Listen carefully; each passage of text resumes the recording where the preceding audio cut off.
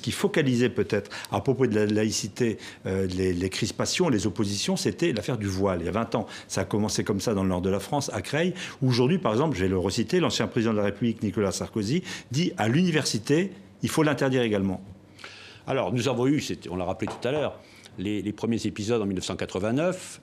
Ça a été dit également une loi de 2004 qui a été votée pratiquement à l'unanimité. Je l'ai votée, moi, comme député à l'époque, interdisant les signes religieux ostensibles. On a fait des distinctions ostensiblement très bien, quels qu'ils soient. Ça peut être une grosse croix, ça peut être un turban pour les sikhs, etc. Cette loi, l'Observatoire l'a évaluée. Elle fonctionne bien.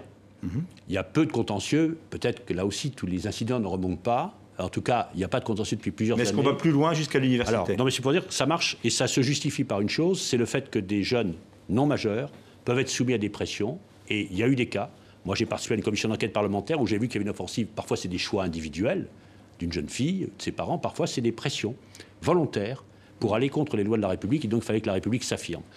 L'université, c'est complètement différent. Comme le rappelait François Fillon dans une interview au mois de novembre, l'ancien Premier ministre de Nicolas Sarkozy, c'est des adultes.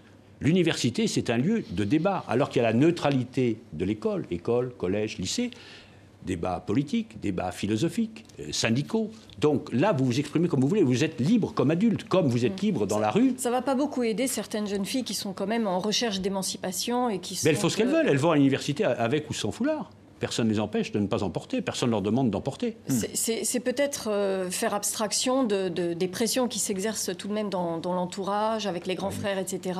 Au niveau de l'université, je ne le crois pas. En tout cas, le fait d'interdire le foulard à l'université aurait comme conséquence qu'on déclencherait un drame et des difficultés là où il n'y en a pas. En tout cas, peu. On va l'évaluer également au niveau de l'Observatoire, mais je vous dis, ma réaction à ce stade, ça me semble pas souhaitable. C'est d'ailleurs l'avis des présidents d'université. Mais nous allons enquêter là-dessus et nous rendrons un avis dans le courant de l'année.